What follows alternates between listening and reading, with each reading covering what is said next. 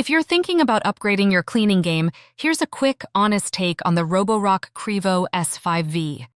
So I've been testing this robot vacuum and mop from Roborock, and here's the simple truth. It's a powerhouse, but only if you catch it on sale.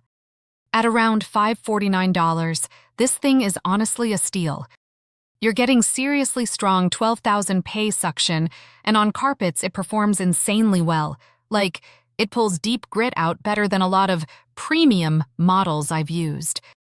The mopping is also solid thanks to the extending edge pad, which actually gets along walls and furniture edges. The dock is another big win.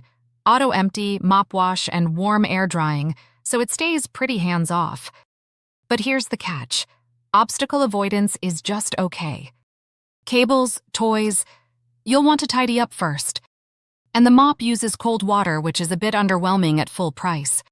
So the verdict? At sale price, it's a yes.